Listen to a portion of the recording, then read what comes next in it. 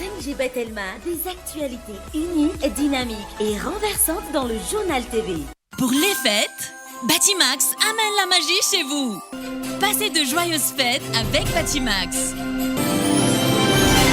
Batimax, la qualité au meilleur prix. Luciano ni Fampalalambauvau.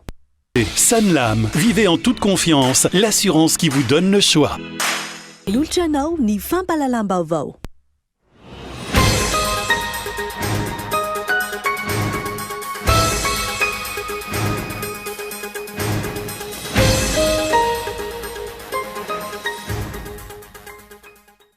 Tafiakatra valo nisan'ireo olona namony ainy vokatry ny fandalovany rivodoza tseny izao raha nitatitra navoaka ny Bureau nasional misahana ny loza voajanahary farany teo na miamahazo ery aza ny rivodoza amin'izao fotoana tsy ahina ny iverena ny antanety raha nitatitra navoaka ny sampana mpamatatra ny mety ho toetry ny andro. Tsy hita mazava ny andraikitra raisin'ny mpitondra fanjakana manoloana ireo fahavoazana iainan'ny mponina noho ny fandalovany rivodoza amin'izao fotoana izao. Tsy nisy ihany koa ny fanomanana sy ny fisorohana mialoha napetraka teny an'ireo komuna sy faritra ahitana draboana maro. Tapaka tsy azo andehanana amin'izao fotoana ny lalam-pirenena RN 1B mampitohy ny Tsiromandidy sy Maintirano sy ny RN 8A mampitohy Anantsalova sy Maintirano. Nanaitra ny tompona ndraiky mpanjakana mahefy hijery akaiky izany ny solitena mpanjakana avy any Antoerana. Ahitana fandikan-dalàna maro ny raharaham-pitsarany Rajason ary Laurent fantatry ny maro amin'ny hoe Rolimersia ho ny mpisolo vavazy. Ity minisitra teo aloha ity izay anatiny tsy fahasalamana rehefa tokony voaka ny fitsarana ny 12 Janoary teo hoy ny fanazavana. Any ivelany andrasana rapomba ofisialy amin'izao fotoana ny fankatoavany Allemagne. Ny fanomezan'ny firenena maro toa ny Pologne ny Char Leopard nampiana ny Ukraine manoloana ny ady amin'ny Rosia. Io resaka fampitaovana ny tafika Ukrainiana io izay efa novoizina gazety roa tao Allemagne nanomboka omaly. Ny antsiprian'izay.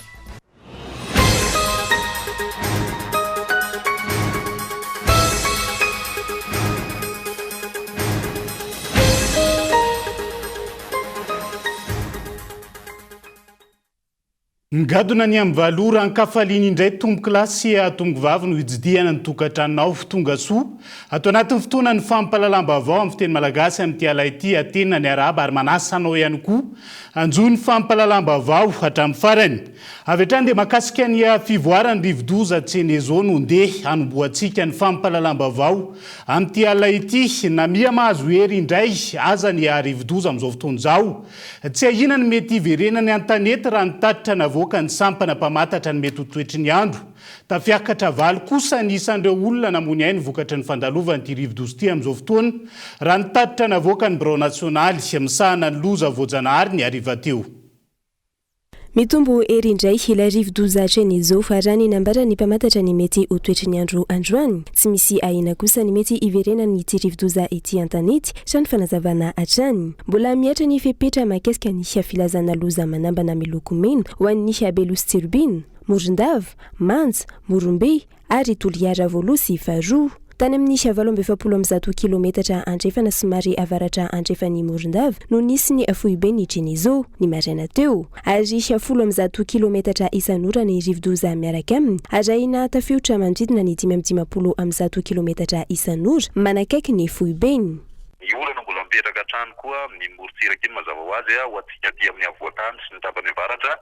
Ny laona miaraka aminazy io dia somary ataontsika eo nisy ny sitraka zany nijanona aty amin'ny tapany voatany sy ny tapany avaratra andrefan'ny Rosy izay ary anisan'ny mbola manome vana tanteraka ny Rotsakorana eo ihany koa ny tanjaky ny Tsioka avy any avaratra andrefana ireo rehetrarehetra ireo zany dia mbola manome vana ny Rotsakorana ho any voatany. Mbola manankely koa araka izany ny filazana fahatanjena Rotsakorana zany ho any voatany sy ny any amin'ny tapany avaratra andrefan'ny Rosy iny raha amin'ny ankapobeny zay. Izay ngamba nipetrahantsika atao anatin'ny 3 andro mety hivadika oram-baratra izy io zany ary amin'ny manomboka ny zoma any zany hoe nitolakandro zany tena mety iainan'izay fa mety zao mba manantena andro somary maimaintsika zany ny tapakandro maraina manomboka amin'ny 7 any. tafiakatra valo indray ireo olona namoniany araka ny tatitra avy amin'ny teo anivo ny BNGRC mahakasika ny fandalovany rivo-doza hatreny izao ny 5 janoary 2024 tamin'ny 10 teo raha ny fahavoazana teo amin'ny lafiny maolona niakatra 17 ireo olona tsy tapoipoika nitomby ihany koa ny isan'ireo trabona izay miisa 13 amin'ny siatokatrano miisa 14 miisa 7 kosa ireo atoeram-ponenana adibo-drano ary 7 ireo rava. Tarimarika fofoy makasika ny ako ny fandalovany rivo-doza ireny fa manolorany fahavoazana iainan'ny mponina noho izay fandalovany rivo-doza izay hatrany tsy hita mazava ny andraikitra raisa mpitondra fanjakana amin'izao fotoana izao tsy nisy ihany koa ny fanomanana sy ny fisorohana mialona apetraka teny anivon'ireo komuna sy faritra ahitana trabona maro amin'izao fotoana izao ka eton Andriatsilavo. Miopapana ny fahavoazana nateraky ny fandalovany rivo-doza eto amintsika. Tapaka ny akamaroany ireo lalana, faritra maro no mitokamonina, tokatrano manarivony no dibo-drano ary olona amanaliny no traboina. Amin'ny ankapobeny, samy niezaka nanao izay tratra amonjena ny ainy ny mponina sy ireo tompon'andraikitra iny fotony arak'izay nisy teo ampelantanana. Tsy naharaky intsony ny akamaroan'izy ireo taty aoriana noho ny fitombon'ireo olona traboina sy ny fiakaran'ny rano. Ny taraina vokatr'izay ohatra ny tao ambodivoan'io maro antsetra fa tsy hita intsony ny toerana asiana ireo traboina noho ny amaroany izy ireo. Faritra maro nandrenesana fitarainana, tsy teo amin'ny toerana ipetrahan'ireo traboina ihany, fa indrindra ny tokony anomezana sakafo hohanina azy ireo. Manoloana izany rehetra izany, tsy hita mazava ny fandraisana andraikitra avy amin'ireo mpitondra fanjakana, ary toa manao antso antany efitra ireo mponina traboina. Sa ve hiandry ny filoha, ka ity farany no tsy maintsy andrasana, anolotra fanampiana amin'ireo faritra ahitana traboina ireo, tsy maintsy andry baiko avy amin'ny filoha ve, vao hidina ifotony amaly ny fangatan'ireo mponina traboina ireo. Ny filoha izay tsy eto an-toerana fa ny Dakar Senegal manatrika ilay fihaonana tampony izay nanomboka androany hatramin'ny 17 ny volana janoary ho avy izao. Efa fantatra mialoha ihany koa fa ho avy ny andro ratsy ny rivo-doza rehefa volana janoary tahaka izao, saingy tsy nisy fepetra noraisina manoloana izany. Iarahan'ny rehetra mahafantatra nefa ilay fiteny hoe gouverner c'est prévoir. Midika izany fa raha mpitondra mahay sy mitsinjo ny vahoaka ao aminy, tokony efa nametraka mialoha ireo paikady hiatrehana ny loza voajanahary tahaka izao. Tafiditra anatin'izany ny fanamafisana ny lalana, ny fanesorana ireo hazo manamorona ny lalana mety anjera, ny fanamafisana ireo ady-lalana, ny tetezana, ny lakan-drano sy ny sisa. Eo ihany koa ny fametrahana mialoha ny toerana ahafahana mandray ireo traboina raha miakatra tahaka izao ankehitriny izao ny rano, ny fanamafisana ireo andrin-jiro sy ny fiarovana ireo toerana famokarana herinaratra sy ny maro hafa. Ankehitriny efa miditra ny rivo-doza ka fahavoazana lehibe no vokany, tsy maraka intsony ny fanampiana sy izay eo ampelantanana. Ny tao mananjary ohatra, ny taraina ny mponina, tsy araka ny fanampiana voalaza fa ho zaraina no azon'ireo traboina. Raha tokony ho vary raha igorisa tokatrano miampy menaka sy voamaina no ho zaraina, vary tsy ampiraisingakory sy tsaramaso iraikapoka no azo. Tsy ny tao mananjary ihany, misedra olana tahaka izany avokoa ireo traboina amin'ny faritra maro hafa. Fanontaniana manitikitika ny maro ao anatin'izay hoe miandro baiko avy amin'ny filoha ve sa hoe izay mihitsy ny baiko hoe miandro ny filoha vao afaka mihetsika ny tompon'andraikitra eny fotony ao anatin'izay. Fa mila omena ireo tompon'andraikitra isan'ny tokony isaky ny faritra, ny distrika ary ny commune. Ny fahefana tokony ho azy ipetrahany fitsinja ara-pahefana tena izy ho ny filoha nasionaly ny antoko. Malagasy miara-miainga nandritra ny fandalovany tany mananjary farany teo. Ohatra amin'izany, tsy tokony hiandro ireo minisitra sy ny tompon'andraikitra ny fizarana fanampiana ho an'ireo vahoaka. Izay ny arambona nandritra ny rivo-doza teto amintsika fa tokony omena fahefana ireo mpitondra eny fotony. Henri Florian. Miantoka ny fampandrosoana ny Madagasikara sy mametraka ireo lamina isan-tokony ny fametrahana ny fitsinjana ara-pahefana tena izy ho ny filoha nasionaly ny antoko malagasy miara-miainga nandritra ny fandalovany tao mananjary farany teo. Voaporofo ankehitriny fa tsy mipetraka araka ny tokony ho izy izany fitsinjana ara-pahefana izany eto amintsika. Manaporofo izany fa taoriny ny fandalovany rivo-doza farany teo tsy afaka mandray andraikitra avy hatrany izay tandrify azy ireo tompon'andraikitra isan-tokony any amin'ny faritra tsirairay noho ny tsy fanomezana fahefana azy ireo hanatanteraka ny asany. Voatery miandry ny fanjakana fohy be avokoa ny zava-drehetra ho ny filoha nasionaly ny antoko MMM hajo Andrianarivelo. Tokony omena fahefana ireo tompon'andraikitra isan-tokony mba hanatsara ny fampandrosoana raha ny fanazavana. Tsy ho vitany ny lahatra makaty fa nefa izy manana ratsa mangaika ty, misy tale aparitra ty, misy volo-bahoaka aparitra ty, satria ianao tsy afaka makaty amin'ny toerana misy an'ireo olon'ireo a dia izay nanendreny amin'ny fitantanana raha-panjakana andreny olonireny a manao an'izay asa tandrifiny ministera tsirairay avy. Afaka manao an'izany ve ireo olon'ireo androany? Afaka manatanteraka ny asany ve ireo? Miakatra ny rano a, afaka tonga dia mandray andraikitra ve ny be ny tanàna? Afaka tonga dia mandray andraikitra ve ny eo population? Fa misy eto amintsika dia efa misy zavatra miseho a dia miandry. Tsy hoe tsy te handray andraikitra ny olona fa tsy omena azy mihitsy. Aza zaraina ny vary raha tsy efa tonga ministra. Marina sa tsy marina? Maty ny anohanany aloha zany le olona satria ho avy le ministra izaran'le vary. Fa mampitombo nisan'le vary aloha ve fa tongavan'le ministra sa mampiena azy? Mampiena ana le izy. Ty mandrapatonga an'le ministra dia efa mivoalavo rehetrarehetra koa mety mandavaka gony. Marina sa tsy marina? Zay a no miteraka olana eto amin'ny firenena. Fa raha misy mifampitokisana, maninona le izy a ho an'ny vahoaka iny tonga dia meo an'ny vahoaka. Fa tsy maintsy maka sary ve? Tsy maintsy manao selfie ve? Tsy maintsy ampilarina ve le vahoaka zay momena vary? Tsy fitsinjaram-pahefany zany. Fa fanehoana amin'ny vahoaka fa rehefa tsy zany eo a dia very ianareo. Tsy mety zany.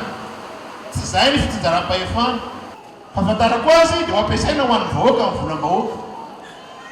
Ary raha misitsiny zany raha alefa atya ifotony.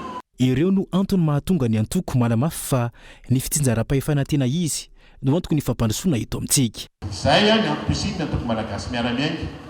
Miady a ny ametrahana tena fitsinjaram-pahefana tena izy a eto Madagasikara.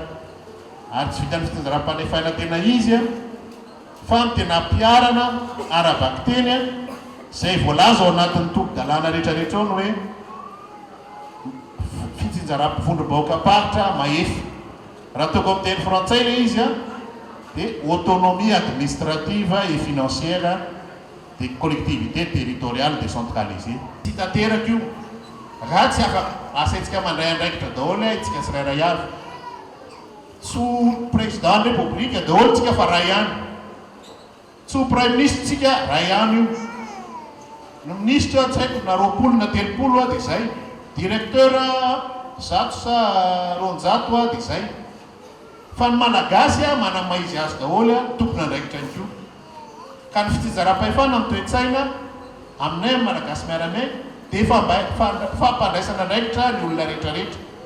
Zava-dehibe araka izany ny fanomezan-jaja ny tompon'andraikitra isan-tsokajiny eny ifotony mba hipetraha ny fitsinjaram-pahefana tena izy eto amintsika ka hiteraka fampandrosoana ho an'ny vahoaka malagasy tsy vaky folo. Fa hiazo an'ny Bekopaka vetivetsika ao anatin'ity vaovao manaraka ity. Tafiditra anaty fahasahiranana tanteraka ny mponina any amin'ny komuna Bekopaka distrika Anantsalova amin'izao fotoan'izao noho ny fahavoazana vokatry ny fandalovan'ny rivodoza farany teo ihany koa. Tsy azo honenany intsony ny tanàna iray manontolo ary lasa ny rano avokoa ny biby fiompy rehetra. Anarivon'ireo tsy manan-kohanina sy tsy manan-kialofana ny antoerana amin'izao fotoan'izao. Ilarina Soniaina. Tahaka izao ny fahavoazan'ny komuna Bekopaka distrika Anantsalova amin'izao fotoana noho ny fiakaran-drano. Dibo-drano avokoa ny fokontany misy safolo mandrafitra ny komuna. Manodidina ny 9,700 ireo tsy manan-kohanina sy tsy manan-kialofana amin'izao fotoana. Amin'izao ora sy fotoana izao nanomboka tamin'ny le 22, 23, 24 hatry amin'izao dia dobon-drano noho ny efisian'ny fiakarana vavarano manam-bolo ny fokontany amin'ny komuna Bekopaka izay miisa 10 ka mitotaly 9,400 ny isa ny traboina tsy manan-kohanina sy tsy manan-kialofana. Nefa tsy dia hita taratra amarisaka sary satria toerana izo lehibe ity komuna ny Bekopaka ty. Ary ireo traboina dia tsy misy toerana fanjakana any amin'ny fokontany handraisana an'zareo fa ny fiarahamonina ihany ny mpanila vodorindrina ihany no mandray an'zareo amin'izao dia mifampizara kely amin'izay antanana. mikiakiaka ary besaka zany izao ny olona tonga eo amin'ny vadiny Andriamatoa ben'ny tanàna. Tambary manodidina ny 520 hektara no tsy mahazo raisina intsony, tahaka izany ihany koa ny voly fiveloman'ny mponina rehetra. Omby misy 700 sy akoho amam-borona 100 ny hatreto no fantatra fa lasan-drano nanomboka ny 12 hatramin'ny androany. Hatrany manodidina ny 50 no safitry ny rano tanteraka. Mirongatra ihany koa ny aretina ny toerana ankehitriny raha nitatitra trany. Ny fambolena rehetra enan-tsaha tahaka ny katsaka, ny vary, ny mangahazo etc dia tsisy azo antenaina intsony amin'izao. Ny rano, ny toerany sy azo honenana ary ny tazo koa mamely. Hatry amin'izao dia mbola sy afaka mivoaka ny tokantrano noho ny orana mikija ny any amin'ny kaominina ny Bekopaka. No fiatraikan'izay dia mety hampirongatra ny sy fandriam-pahalemana. Izay zany no zavatra mety ho hita satria misy ihany ny eo amin'ny fokotanin'ny Bekopaka centre sy Ambalakazaha ny olona manana stock fa hiakatra ny vidin'io. Hiakatra ny vidin'io ka sy ho tratry ny izay olona tantsaha kely izay tsy manana fidiram-bola afa-tsy ny fambolena dia ny firongafany tsy fandriam-pahalemana zany no zavatra hisy amin'izay rehefa lasa ny cyclone. Manao antsoava amin'ny tompona andraikitra isan-tsokajiny araka izany ny manam-pahefana ao amin'ny commune Bekopaka, distrika Natsalova amin'izao fotoana hijery aingana ity olana ity, ny rano izay tsy mitsahatra ny miakatra tahaka ireo any amin'ny faritra hafa rehetra manerana nosy. Ankoatr'ireny fiakaran'ny rano izay nitarika fahasahiranana maro ho an'ny mponina ireny, maro ihany koa ny lalana tapaka ankehitriny. Isan'ny tapaka tsy azo andehanana intsony ohatra amin'izao fotoana ny lalam-pirenena RN-B mampitohy an'Tsiroa Mandidy sy Mainty Rano sy ny RN-8 mampitohy an'Antsalova sy Mainty Rano. Antony anaovan'ny solitena mpanjakana ho an'ny toerana Antsoavo amin'ireo tompona ndraiky mpanjakana mahefa hijery akaiky ireo lalana voalaza ireo. Daniela Mino Arso. Tsy mbola nisy fanamboarana hatramin'ny androany ny lalam-pirenena RN-bis mampitohy an'Tsiroa Mandidy Mainty Rano raha nabarany solombavam-bahoaka voafidy tao Antsalova. Ny fanamboarana ity lalana RN-bis ity izay efa nazon'ireo tompona andraikitra vola mitetina 570 miliara saingy tsy tantaratra hatramin'izao io asa fanamboarana io raha ny fanazavana. Vola 570 miliara hanamboarana lalana io ary efa nisy entreprise nahazo tamin'izay fa tsy hainay aiza reo zavatra reo. Ka hatreto zany tena tsisy fanamboarandala hatrizay zahay zagaga mahita tenindreo tamin'ny ministra hoe ny point noir ny RN-bis no amboary. Aiza ny point noir? Lala rehetra fa simba dia mbola misy point noir kosa. Azafady re tompoko. Sao dia tsy haisika ny lala RN-bis dia manaingatsika mba jerevo. Fa tsika ny lala goudron ihany ny jeresika. Fa ny melaka ny tadio fa région fa sy district. Mba jerevsika fa tena mijaly zahay ihany. Vokatra izay faratsy ny lalana ny amin'ny RN-bis izay tafakatra 2 hetsy ariary ny sarandalana tsy maintsy alohan'ireo mpandeha amin'ny lalana 700 kilometatra. Ankoatra izay ny vidin-tsakafo ankilany isa mampijaly ny mponina ihany koa amin'izao fotoana ny lalam-pirenena RN-8 izay anaovan'ny solombavam-bahoaka ao Antsalova Antsoava amin'ny fitondram-panjakana. Manao Antsoava ministra ny asa vaventy mahakasika ny lala RN-bis izay Tsiroa Mandidy Mainty Rano. Ao amin'izao fotoana izao tena tsisy tômobily afaka mandeha ao noho ny fahatapahan-dalana. Nisy tômobily nataon'ny tellement location omaly fatavela ato amin'ny bongon'le manja noho ny misy cameo efatrandro tsy afaka dia tsisy lalaombana ao.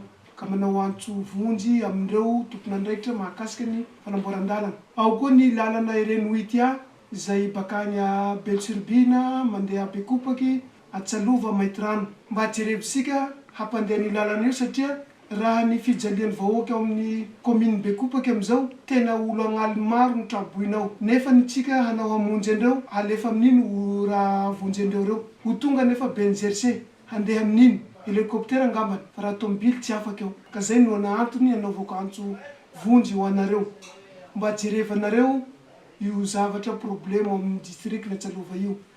Indrindra nareo gouvernorat préfecture zay solitena mpanjakana agny midina fotony nareo tahaka ny gouvernorat sy préfecture agny amin'ny faritra hafa regny fa tsy hoe zahay avao no sahira mitabataba amin'ny zava-misy agny aminay fa nareo solitena mpanjakana zay napetraky agny tsy hita. Zay ivina isan'ny distrika mamokatra eo amin'ny sehatry ny fambolena sy ny sehatry ny fanjonona aorian'ny distrika n'Ambatomainty ny distrika n'Antsalova anatin'ny faritra Melaka. Distrika izay isan'ny miantoka ny famatsiana ireo faritra manodidina toy ny Morondava sy Mainty Rano.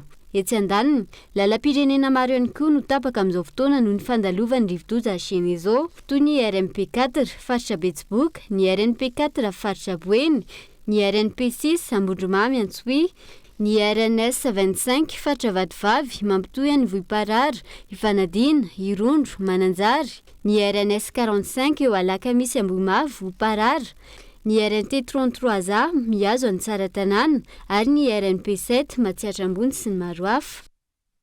Manambahiny ny sampana fampalalam-baovao amin'ity ala ity dia tsy iza fa Randriamparany Martin izay filohan'ny KMMTF na ny komity miara-mitantana ny tompim-piantsona ny Fasan'ny Karama miarabanao Tongasoa atao anatin'ny fampalalam-baovao ny kolo amin'ity ala ity. Arak'izay dia ifantoka betsaka mahakasika ny manodidina ny fampitian'ny lalam-pirenena amin'izao fotoan'izao ny resadresaka ho an'ny androany. Manao ahoana ny lalam-pirenena mampitohy amin'ireo toerana samihafa sahany ny kooperativa mpitaterana miainga eo anivon'ny tompim-piantsona ny Fasan'ny Karama amin'izao fotoan'izao. Ary miarahaba ny vahoaka malagasy izay manaraka ny fahita lavitra Kolo TV. Ny lalam-pirenena tokoa no resahana atao anatin'ny taopavaratra saison de pluie. Amin'ny ankapobeny dia ratsy tokoa ny lalana manerana amin'ny Madagasikara saingy hitodika manokana atao amin'ny tompim-piantsona amin'ny Fasan'ny Karana mampitohy any tapany atsimo Madagasikara itsika. Eny point noir tena ratsy dia ratsy tokoa ao anelanelan'ny ambala manakana sy ambato fitorana ary Ambomasoa. Ankehitriny dia efa misy ny lalana tapaka dia mahazo amin'ny Vohiparara izay misy hazo menjera, misy tany menjera tapaka ny lalana. Ao an-dranomafana dia misy koa ny fioaran'ny rano amin'ny goudron ary eny amin'ny kianjavato izay akaikin'ny Irondro dia efa miakatra be ny rano satria nohy ny toerana iva sady ao amin'ny taopavaratra. Manao ahoana ny fiatraikan'izay amin'ny fandrindrana ny asa pitaterana amin'ny ankapobeny sarotra ve ny fitadiavana fiara eny amin'ny tompim-piantsonana amin'izao fotoan'izao. Talora fiara firy no miainga firy sisan'ny riska ao anatin'izay hoe fandehanana mampitohy an'ireo faritra maro samihafa izay noho ireo antony samihafa voalaza ireo.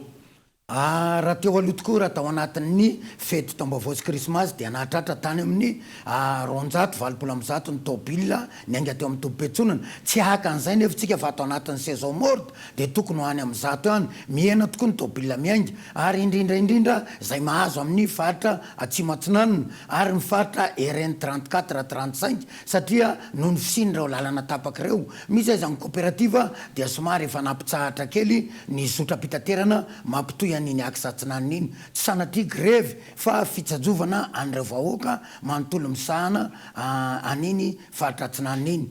Ny fiatraikany eo amin'ny fitaterana dia misy fiatraikany be dia be satria raha ny faharetan'ny fotoana fotsiny aiza no jerena dia raha lalana natao traze tao anatin'ny adiny 10 tamin'ny maintany dia efa mahatratra any amin'ny 4 ora zany hoe 14 heures du temps dia mitombo ny gasoil lalany mitombo ny fahatyatoka satria ny tôbila kidrokodrokodro le motera dia tsy maintsy mitombo ny fahatyatoka eo amin'ny mpitatitra an'ireo vahoaka ireo. Ka ao anatin'izay indrindra ndre matofilo mety raha ny zavatra hita tamin'ny tompim-piantsonana sasany dia misy ny fanararaotana amin'ny fiampakarana sarandalana moa zany manoloana an'izay hoe fasarotana samihafa izay ho any anivon'ny tompim-piantsonana ny Fasan'ny Karana amin'izao fotoan'izao mety efa misy ve ny karazana fepetra raisina manoloana an'izay.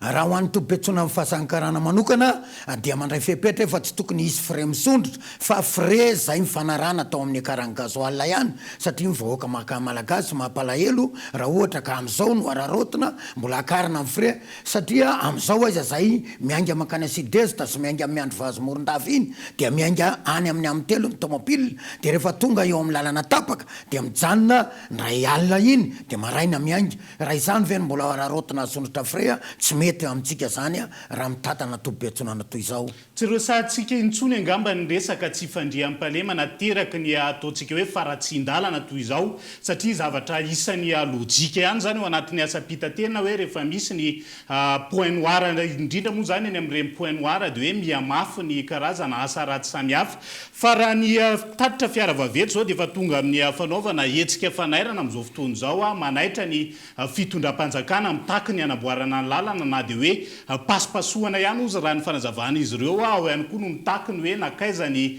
volan'ny fond routier ho an'ny mpitatitra régional sy national raha ny anivo ny fahasanin-karana manokana mety efa misy ve ny karazana hetsika homaninareo anatin'izay samy miandry gadonany eto fotsiny ihany ny mpitatana ny tobim-piantsonana sy ny vahoaka ao anatin'izay raha ijery kely amin'ireo fiaravaventsika reo camion mpitatitra ny sakafo sy mpitatitra ny entana ray manontolo zany dia nanao message kely sy hetsika ihany izy ho amin'ny fitondram-panjakana sy fanairana ary antso tamin'ny filoha dia somary ataoko hoe tsy diso ihany zany izy satria reny camion reny raha mijery ny lalana rehetrarehetra ty amin'ny efa nyteneniko teo igny tsy aferina sy miandro vahazomoron-dava raha igny camion be chargé miaraka ny lanjany 30 taona miaraka ny lanjany nitapaka ampovoan'ny arabe dia tapaka ihany ho anay manokana dia tsy manana heritreritra an'izay zahay hoe andeha hitokona na andeha hanao message amin'ny fitondram-panjakana satria efa eny koa ankehitriny fa ny travaux publics sy ny fitondram-panjakana dia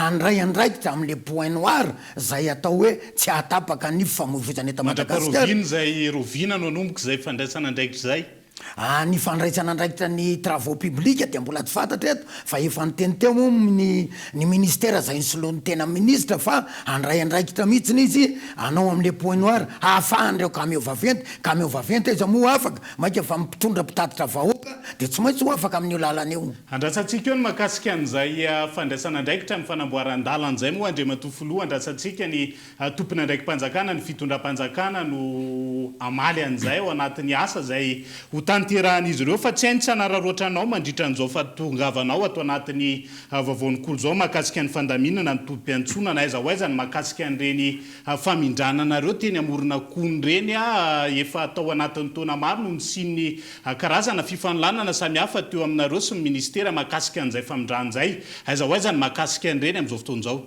ankehitriny moa zany rehefa nisy mifanlanana tamin'ireny dia nisy mifanatonana teo anivon'ny ministeran'ny transport sy ny ATT ary ny mpitatana ny tobim-piantsona amin'ny fahasankarana sy mipampiasa azy dia tsy nanaiky izahay andeha hoeny amorona kony ny antony tsy andehananay hoeny dia ny vahoaka taterina zay mampiasa ny tobim-piantsona amin'ny fahasankarana mihitsiny tsy mety amin'ny miverin-dalana tsy mety koa mifotodrafitrasa satria tsy netsona mpitatitra tsy netsona olona anankiray teo anatrehan'ny fitaterana koriny noho izany dia tsy afaka no hoeny zay ankehitriny dia nanao fotodrafitrasa zay rehefa nisy mifampiresana teo anivon'ny ministera amin'ny fitaterana fa dia ataovy karakarao zay mampety sy anajariana reo any tobim-piantsona amin'ny fahasankarana efa nanao tamboho zay io vola be ny lany mbola misy trosan'olona izy ankehitriny ary zao zay dia efa mandinika ny anaovana ny terrain ambadika sy ambadika indray zany embarquement et débarquement ka doa eto dia miantso ny fitondram-panjakana mba hanampy anay ho fanajariana ilay fotodrafitrasa ny mpitantana eo anivony ka MMTF no matahotra ho very finanana ao anatin'izay ka hoe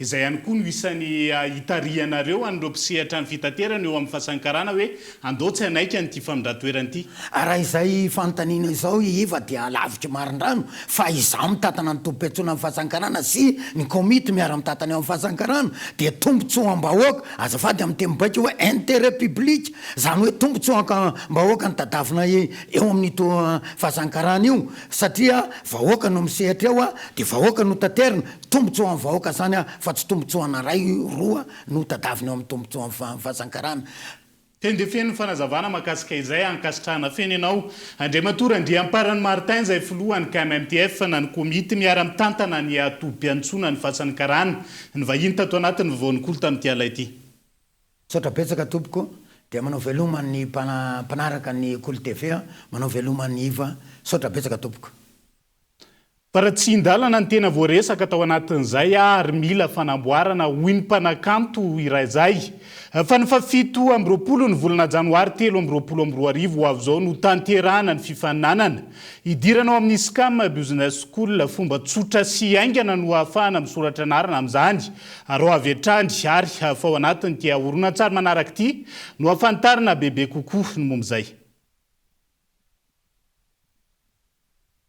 miarabantsika rehetra zay natokantrano aina siarona avy ao amin'ny SCAM business school le tia akady fotsy no manolotra anao ny tolotra androany ny tolotra arosinainareo androany dia ny SCAM flash admission izy io dia fomba vaovao ahafahana manatanteraka ny fifaninanana idirana ao amin'ny SCAM ka ao anatin'ny iray andro no isoratana anarana anaovana ny fifaninanana ary amoahana ny valin'ny fifaninanana ao anareo amin'ny zoma fa 7 ny volana janoary ihany izy io no tanterahina ety amin'ny SCAM amin'ny fito sasany ka hatramin'ny 3 sasany tolakandro izay afaka mandray anareo.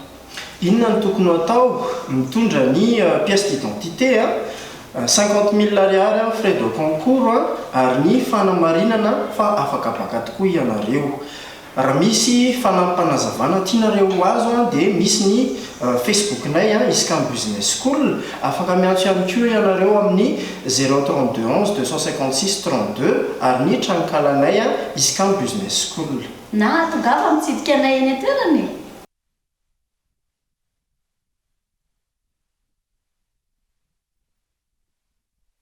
Dia izay ihany koa no entsika misento anaty doka fohy vetivety ny mahakasika ny fividiana filoham-pirenena izay tsy azo iodivirana fa ho tanterana amin'ity taona ity ho ny filohan'ny CENI na eo aza ny atsikera samihafa eo ihany koa ny vola 3.30 tapitrisa dolara voalaza ho nangatahany CENI tamin'ny mpiara-miombonantoka natanterana ny fividiana ny handrarah Rolia Mercia ampany amin'ny vaovao misongadina mbola hoentina aminao rehefa avy eo mandrapitafa vetivety ary.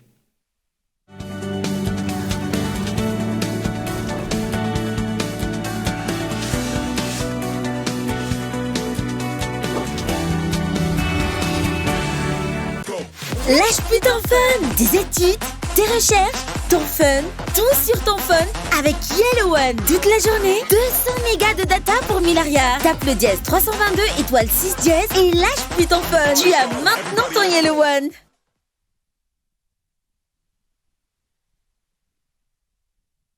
Une voiture détruite, une voiture qui prend feu, une panne avec un bébé, une collision. Puis, on se souvient que quand on est chez Sanlam, on peut être tranquille et confiant car on est protégé contre les accidents, l'incendie, le vol. On a aussi droit à une aide au constat, au remorquage et même à un véhicule de remplacement car l'assistance est gratuite. Et oui, gratuite. Et tout ça au travers de 4 nouveaux packs Auto Sanlam au choix. Avantages, évolutive, confort et liberté. Sanlam, vivez en toute confiance, l'assurance qui vous donne le choix.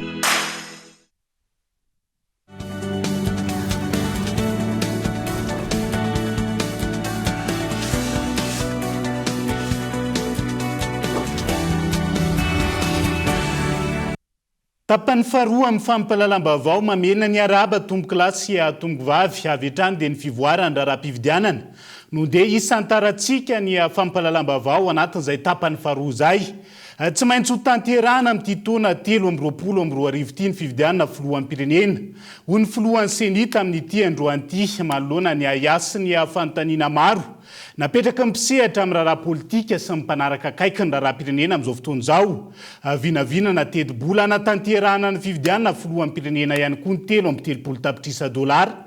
Mahaberesaka amin'izao fotoana izao ary mbola iadikevitra sy fandresen-dahatra amin'ny mpiara-miombonantoka. Na izany avy eto an-toerana na ny ivelany ireo no isan'ny votra nandritra ny fionana teo amin'ny CENI sy ireo mpiara-miombonantoka tamin'ity androan'ity. Manoloana ny aian'ny mpisehatra ara-politika, ny fiarahamonim-pirenena sy ny maro hafa, ny aingana avy amin'ny tsy fahatovom-ombana ny satokony tsikatra izy ireo amin'ny fanomanana ny CENI ny fividianana, tsy azo iodivirana ny firosoana amin'ny fividianana filoham-pirenena, izay atao amin'ity taona 2024 ity hoy ny filohan'ny CENI androany. Ny fividianana dia tsy maintsy misy amin'ity taona 2024 sy 2024 ity, satria ny lalam-panorenana antsika dia milaza fa tapitra amin'ny fa 4 ny volana janoary 4 sy 2024 ny mandany filoham-pirenena amin'izao fotoana izao dia noho izany dia tsy maintsy misy fividianana filoham-pirenena amin'ity taona 2024 sy 2024 ity.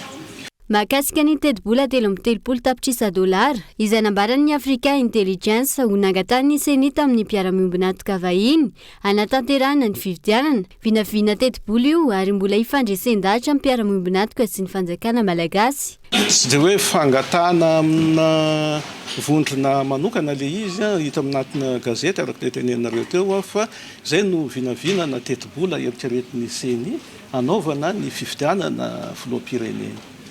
zay no mahakasika an'le izy a fa dia vinavinana teti-bola no nataony CNI dia zay no antony fiadian-kevitra amin'ireo pray mombonantoka na avy any ivelany zany na eto anivony eto atoerana eo anivony gouvernement. Raha iverenana nioatra ny 80 tapitrisa tamin'ny teti-bola narotsaky ny vondrona iraisam-pirenena tao anatin'ny basket fund nandritra ny fividianana 5 taona lasa, izany hoe ny taona 2012 ny famatsim-bola nangatany CNI nivoaka tamin'ny Africa Intelligence. Ho andreo mpiara-miombonantoka, nisy ny fividianana madio sy ekeny rehetra no takiny ary andala mpiresahana amin'ny CNI amin'ny endriky ny tantsoroka entiny ny mpiara-miombonantoka. Les soutiens sont multiformes. Maro ny fanampiana azo entina eo anatrehany fividianana.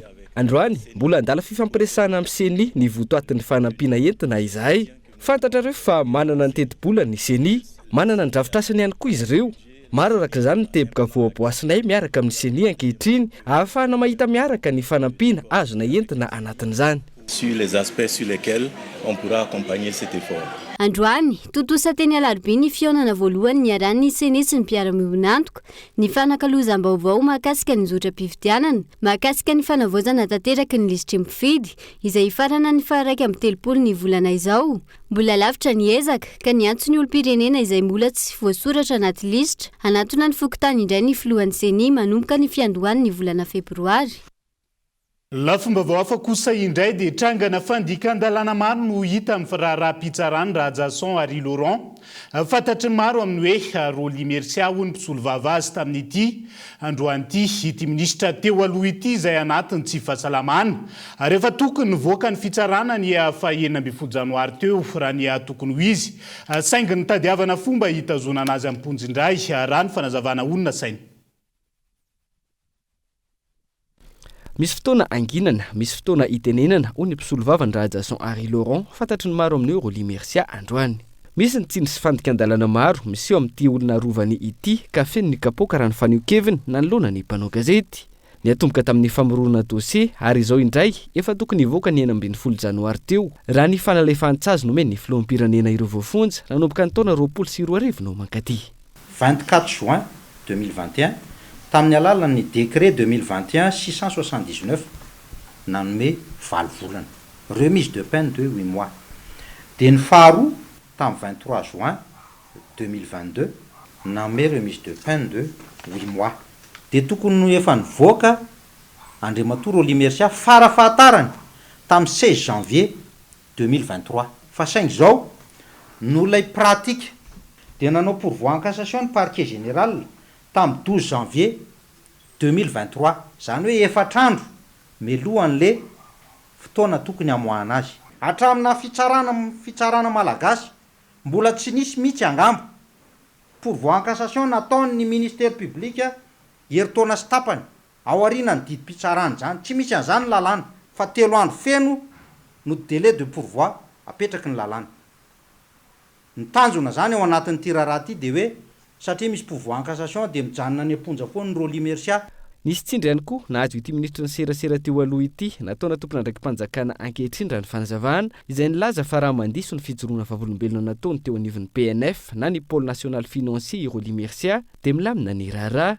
Antony Rossony Voapanga tamin'ny fandosona ny fijoroana vavolombelona izay nataony nefa tsy arak'izay ny fanarana ny zavanisy taorian'izay fa ny toy ny famonjana. I Rajason Harry Laurent izay miaratsy hatrany ny toe-pahasalamany. Ny état de santé an'Andriamatoa Roly Mercia tompoko dia tsy mitsahatra ny totongana hatramin'ny tazonana azy tany am-ponja. Ny antony dia tsotra, na dia demande na évacuation sanitaire tsy hoe ho any andafy fa hoe ohatry amin'ny Girard na ohatry amin'ny Agera na ohatry amin'ny Befelantanana na dia ireny aza ny nataonay dia nisy nanatsoaka tao anatin'ny dossier ny fitsarana. Tsy tatsony ireny taratasy ireny. Angamba tsy fantatro hoe izay mihitsy ve ny tanjona ao anatin'ity hoe vonoany amponja izy. Efa tsy Roly Mercia rery moa na enona zavatra ohatran'io. Aiza le tan-tandalàna voalohany ary aiza le fitovian'ny olona rehetra eo anatrehan'ny lalàna. Tsy misy tsony.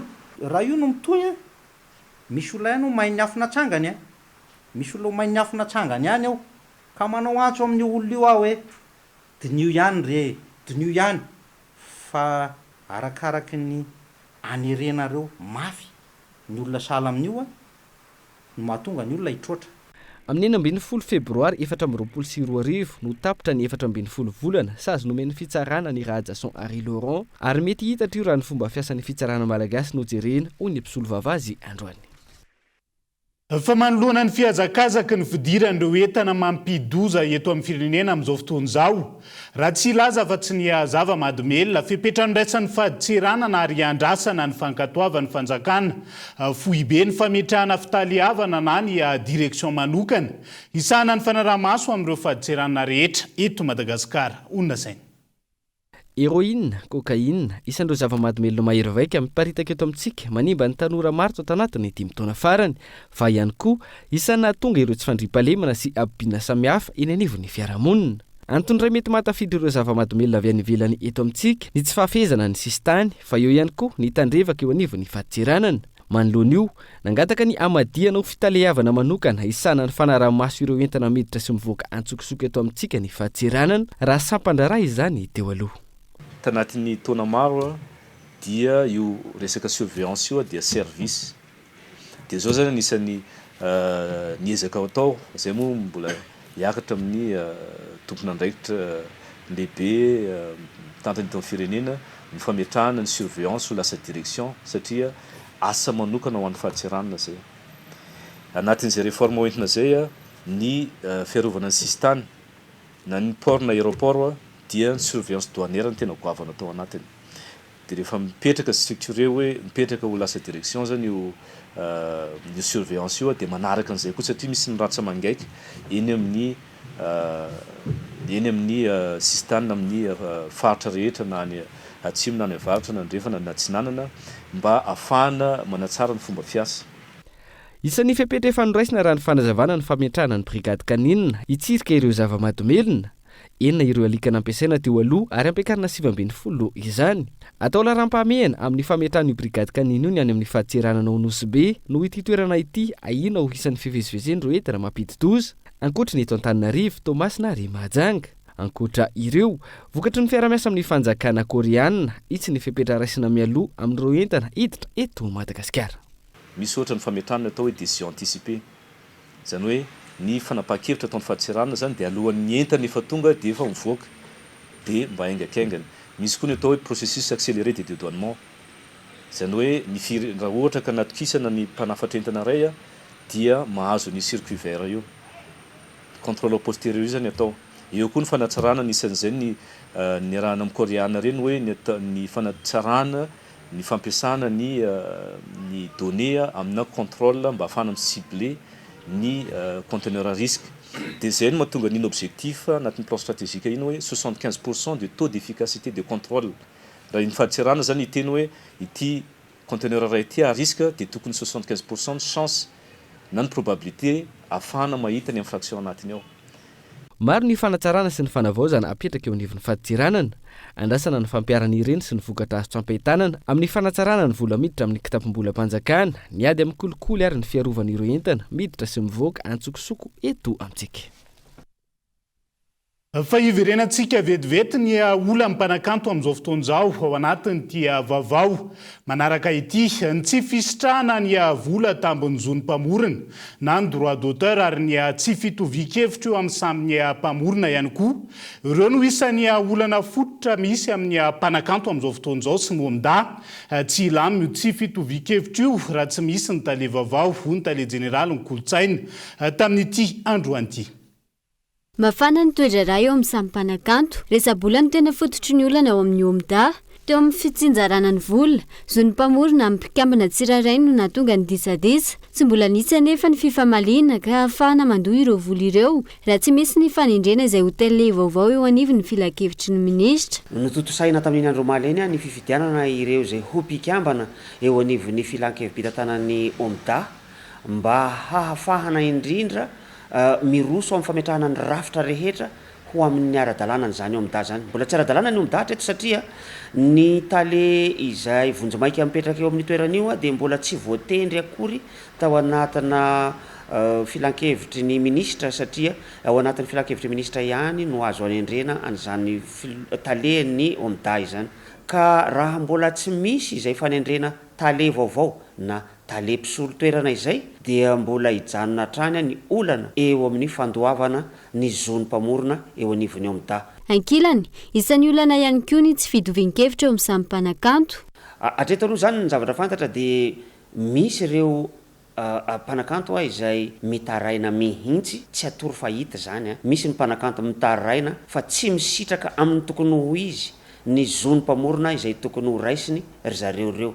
Amin'ilay volana laina tamin'ilay fikarakarana fety tariananina iny ny vola raisinay rehefa tonga ny fotoana akanan'izay zonym-pamorona zay ty amin'ny omda. Zany zavatra rehetrarehetra zany mazava ho azy tsy maintsy misy ny mpanakanto tsy mitovy hevitra amin'izany fa amiko araka ny fandraisam-pitenenana zay nataoko omaly tao amin'ny lapany kolotsaina sy ny fanatanjahantena dia hoe tsy misy olona miady, tsy misy mpanakanto miady fa ny hevitra no tsy mifankahazo. Totosa omaly ny fividianana ireo izay ompikambana eo anivon'ny filakefim-pitantanany ny omda, nateo aza ny savorivory teo amin'ireo mpanakanto zokony sy zandriny. Tsy aivina, nanomboka ny volana febroary 2022 lasa teo no nisin'ny korotana teo anivon'ny omda ka mbola tsy milamina hatramin'izao efa ho ray taona teo aoriana. Andrasantsika eo ihany moa ny fivoarana izay raharaha mampifanolana ny mpanakanto amin'ny resaka omda sy ny ministera ity ary tanteritsika miandalana eto amin'ny fampalalam-baovao hatrany. Fa inona ny sy fitsaram-bahoaka ho analalava amin'izao fotoana izao ireo fianakaviana ilay prakitra raha ny fitsarana izay nisy namono tao an-toerana ny volana aprily 2022. Afaka mivoaka ny fonja sy afaka miriary ireo olona voasambotra ka io no zakany ponina raha ny fanazavana Gaeton Andriatsilavo. Ny sabotsy fahenina amby folo ny volana aprily 2022 lasa teo no nisy namono tamin'ny fomba feno bibina ny prakitra iray niasa tao amin'ny tribonaly na TPI tany Analalava. Olona telo no voasambotra ary nahiditra poja vojomaika tamin'izany. Mitohatra amin'izao ny fanadihadiana. Ny olona raha mbola misy olona ina olon-dray tsy kombakoba tamin'izany ka roa ny hatramin'izao. Ankehitriny manamafy ny sy ny fitsaram-bahoaka ny toerana ny fianakaviany ilay olona namony ainy no ireo voasambotra ireo afaka nivoaka ny fonja. Fa ny mahatonga ny resabe ary ny antony tongavanay aty amin'ny anao manjery sy nanaovanay fitaraina marobe dia mikasika n'ilay anankiray le mpandraharahara teo karena anankiray izay milaza azy manam-bola tsy mahavidy ireo mpiasam-panjakana dia efa ela izay no nanao fitarainana fa ankehitriny tamin'ny lahaby teo dia nahitanay pirofo ilay fivoahany satria misy sary nahitanay an'izay. Manahy izahay ka mitaraina aminareo mpitondra fanjakana hoe raha ohatra ka hiverimberina ny fivoahany matory any an-trano dia mety hiafara amin'ny fitsaram-bahoaka tsy ny fianakaviana fotsiny fa ny fokon'olona ao analalava mihitsy izay efa leo sy tofoka amin'ny toetran'io raha namana io. Manay ihany koa izy ireo so hitsoky olona voatazony io. Efa nisy ny dingana natao hisorohana ny disadisa mety iseho eo ampiandrasana ny vokatry ny fanadihadiana raha ny fanazavana. Efa nisy ihany koa ny fepetra noraisin'ny tompon'andraikitra saingy tsy miatra ny toerana ireo fepetra noraisina ireo. Fa le CE na chef d'établissement ao amin'ny fonjana analalava mihitsy no tsy mandray amin'ny andraikitra tokony ho izy satria manao tany lavitra andrina angamba hoe tsisy mpanaramaso izy. Ka manay be mihitsy zahay amin'ny fivoahana io. Ary eto zay dia niteny ny fitondram-panjakana mahefa manomboka any amin'ny faratampony hoe tokony mba handray andraikitra mafimafy kokoa ireo efa nandray ireo fa tokony misura mafimafy kokoa mba tsy verimberena an'ilay izy satria lasa matimaty fotsiny zany le havanay zay piasa amin'ny fitsarana mbola perinasa.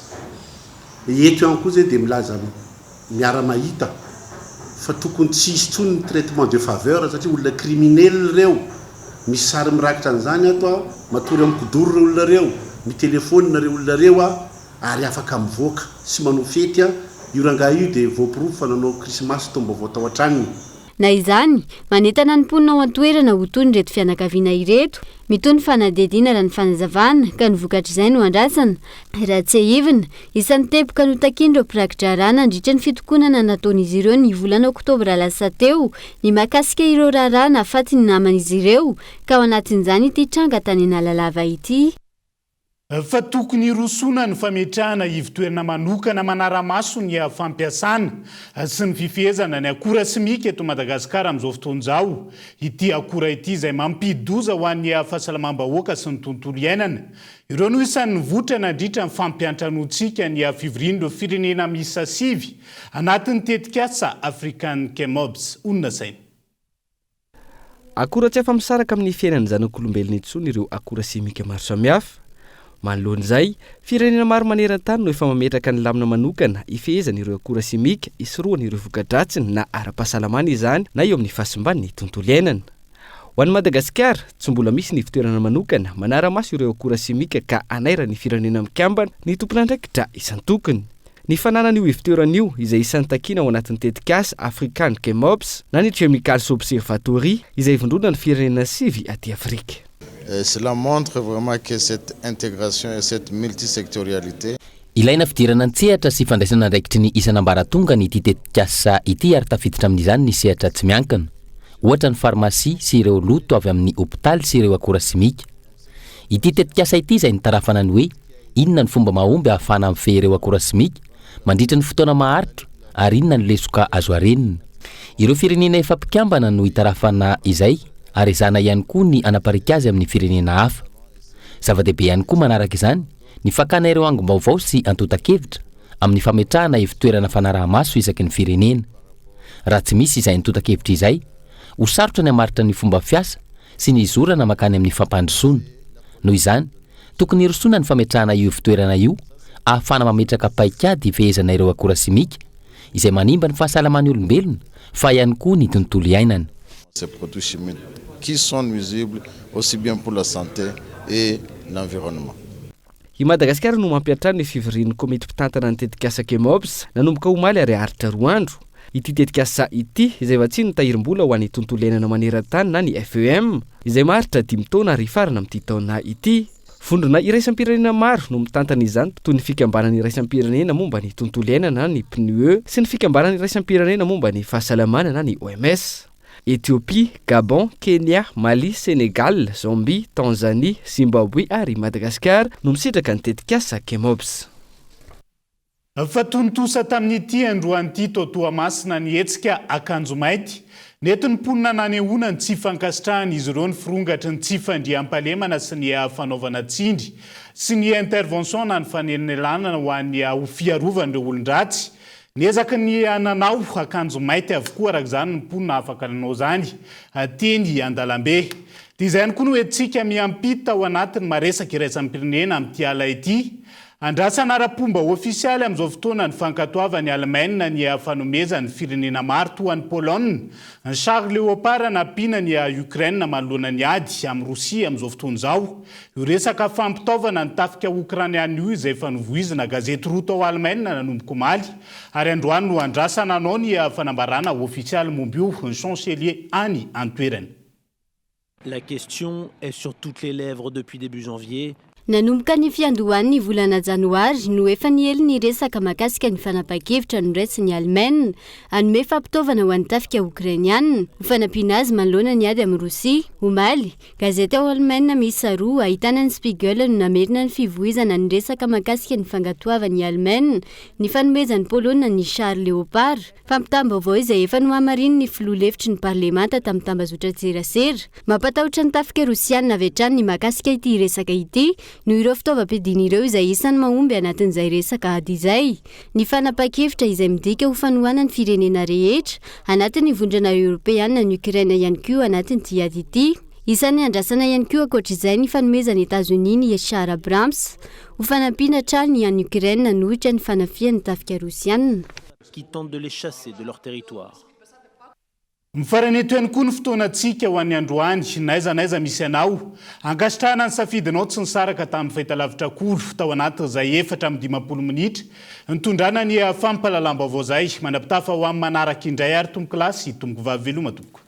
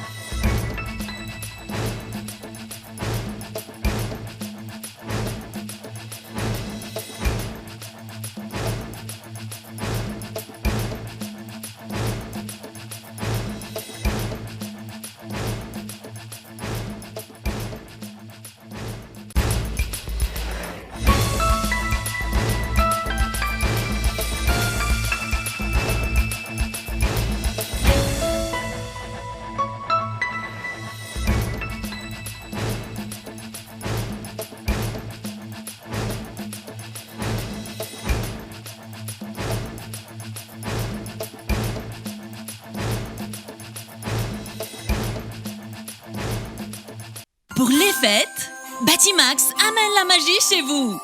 Passez de joyeuses fêtes avec Batimax. Batimax, la qualité au meilleur prix. Vous a présenté Nivava. Sanlam, vivez en toute confiance l'assurance qui vous donne le choix. Vous a présenté Nivava. 5G Batelma, des actualités unies, dynamiques et renversantes dans le journal TV.